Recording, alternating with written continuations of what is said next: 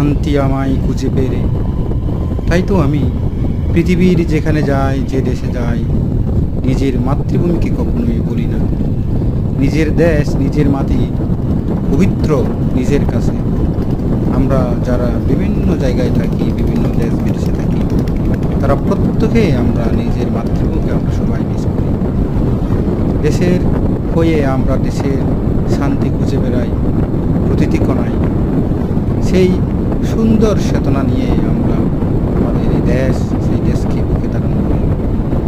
আসুন আমরা অবসর সময়ে গ্রামে যাই, গ্রামের মানুষকে ভালোবেসে গ্রামের যে অপরিসীম যে সৌন্দর্য, সেই সৌন্দর্যকে তুলে ধরি সবার কাছে।